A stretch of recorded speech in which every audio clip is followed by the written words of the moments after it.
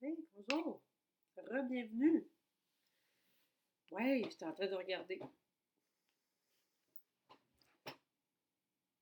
J'étais en feu, comme dirait mon chum. J'ai brisé mon aiguille circulaire Leica pour la 1.5 que j'ai utilisée pour. Je pense que ça a été trop difficile pour elle. J'ai finalement terminé les paires de bas pour ma fille Camille, les Boylan auxquels je faisais référence hier. Fait, ils sont terminés. Ça a bien été, mais encore une fois, le de crafting. Ouais, je pense que dans l'ensemble, c'est réussi, là, mais sérieux, je me suis surpris 3 fois.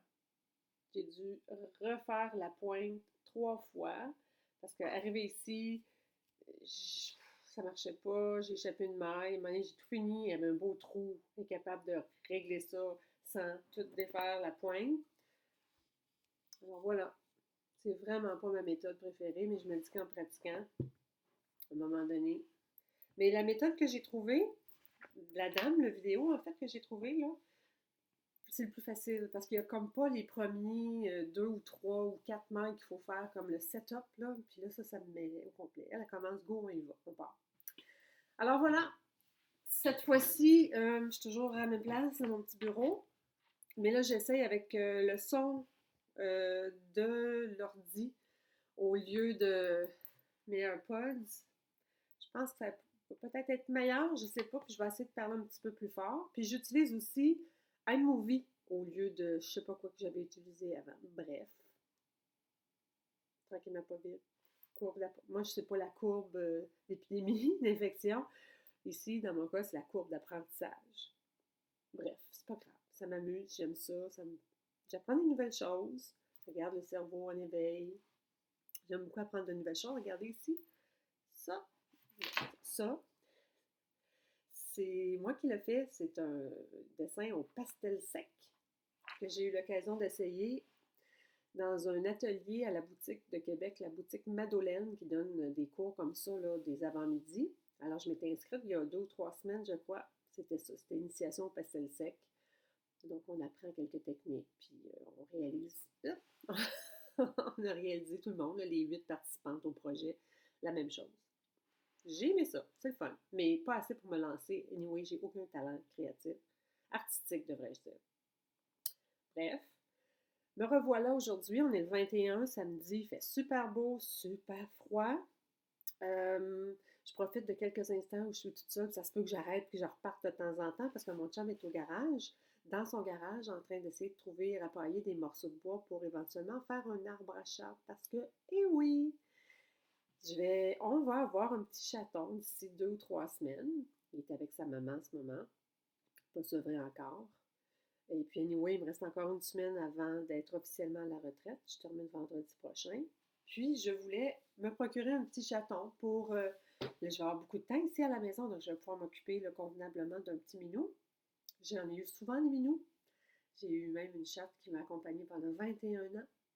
Après ça, j'ai eu un chien. Après mon minou, j'ai eu un petit chien qu'on a eu pendant 13 ans, mais que j'ai dû faire euthanasier l'été passé. Avant de déménager ici, bon, il y avait 13 ans, il était assez âgé. Là, il n'y avait plus de grande qualité de vie. Il était peut-être pas malade, mais bon, on ne voyait plus, il n'y avait plus plus d'énergie, il dormait. Avant que ça soit triste, là, j'aimais mieux lui donner une belle mort. Donc, depuis ce temps-là, on n'a plus d'animaux ici. Puis, je m'étais dit que, bon, à la retraite, je vais avoir du temps. J'aimerais avoir encore un petit minou. Puis, j'avais lancé un appel sur la page Facebook de mon village. Parce qu'on a beaucoup de cultivateurs. Puis, je me suis dit ici, bon, ben, les cultivateurs, ils ont ça des chats dans leur grange. Puis, ils ont souvent déporté. Ils ne savent pas quoi faire avec. Et puis, effectivement, il y a une dame qui m'a répondu pour me dire que sa chatte, elle avait accouché. Puis, elle avait 4 chatons qui seraient prêts dans environ un mois, 4 semaines, ce qui tombait pile poil avec, disons, dans une semaine ou deux. Ça va être parfait. Et puis, elle m'a envoyé des photos. Il y avait 4 chatons. Et puis, j'en ai spoté un petit tigré. C'est les plus beaux, à mon avis. Ils sont beaux. Anyway, un petit chat, c'est toujours beau. Puis ça vient, puis ça grandit. Puis même s'ils sont laids, nous, on les trouve beaux. C'est ce qui compte. Puis j'avais pensé peut-être que je vais l'appeler Virus. Bref, on verra. Oui, en ce moment, ce que je suis en train de tricoter, c'est le chandail Grip de Vera Villimaki. Alors voilà, je suis rendue là. Fait que c'est un petit chandail qu'on tient. Moi, je le fais en Holzgarn Super Soft et avec un mohair. Le nom est imprononçable. Le chipja. Et puis, donc, un petit tricot pas cher. Puis, des grosses aiguilles. Ça devrait aller relativement rapidement. J'aimerais ça, là, pendant le temps de confinement, de me donner à fond, là, puis avoir plusieurs belles productions. Parce que l'été qui s'en vient, je tricote toujours un peu moins. L'été, c'est le jardin, c'est dehors, on est chanceux, on habite en bordure du fleuve ici, alors dehors, l'été, c'est magnifique. On est souvent dehors quand la température le permet. Puis là, ben, je vais avoir un petit chaton. Bref. Donc, c'est ça, c'est mon chandail Grip que je tricote en ce moment. Et puis, je viens de terminer les bottes Camille. Et puis, ben, naturellement, probablement, vous l'avez tous reconnu, c'est le Woolen Honey de Andrea Mori. Les détails du projet aussi sont sur ma fiche Ravelry, M comme Manon.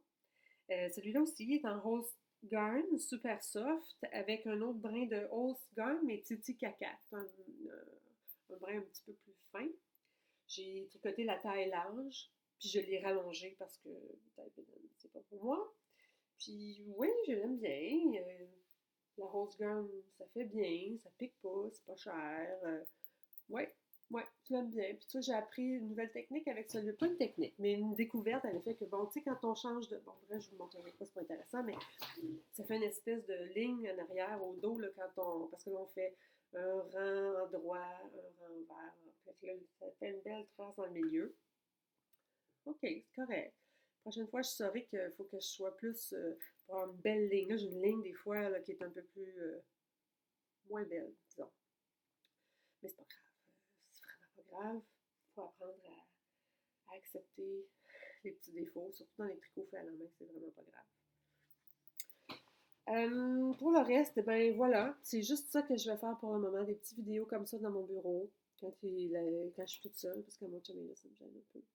Puis parler de jardinage, de lecture, de séries télé qu'on va regarder intensément dans les prochaines semaines.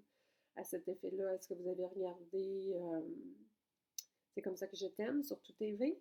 J'ai beaucoup aimé, ça m'a bien fait rire. C'est un univers un peu absurde, là, comme M. Letourneau qui a écrit, là, un de ceux qui a écrit la série, le fait de temps en temps avec les Invincibles, puis Série Noire, que j'avais aussi beaucoup aimé. C'est un peu dans le même esprit. Et puis là, ben, ça se passe à Québec, dans les années 70. Fait que c'est drôle, puis on a plein de références. Ben, pour les vieux, là. Pour les plus jeunes, ben écoute, ça peut être une curiosité aussi. Là. C'est drôle, c'est bien. C'est bien. J'ai beaucoup aimé ça. Pour le reste, ouais, aujourd'hui, on va aller marcher. C'est beau, on va en profiter. Papoter un peu. Et puis, voilà, c'est ça. Ça sera fait des petites vidéos comme je rate. Petites vidéos courtes, pas de montage, pas très bonne. Je vais essayer avec le temps, mais pas vraiment, pas aujourd'hui, sûrement pas. J'espère que le son est bon, que l'image est bonne. Puis comme je disais à quelqu'un plus tôt, c'est que oui, c'est poche, qu'est-ce qu'on vit en ce moment. C'est la limite un peu épeurant. Mais moi, le côté positif que j'y vois, c'est que là, c'est un moyen qu'on a d'éprouver le sentiment d'appartenir à une communauté. Vraiment, on vit tous ensemble la même chose. Jeunes, vieux, riches, pauvres.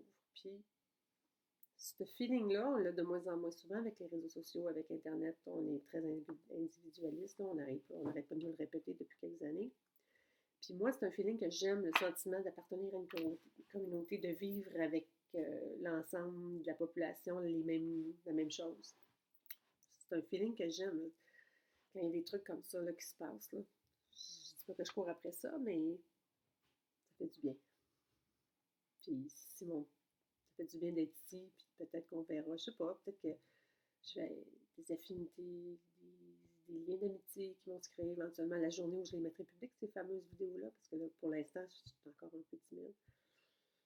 Mais oui, on va en retirer du positif. C'est sûr que la société, la façon de faire, l'économie, ça va être affecté en profondeur, mais espérons que ça sera pour le mieux. Sur ça, sur ces belles paroles philosophiques, j'y vais. Puis, ben, à bientôt!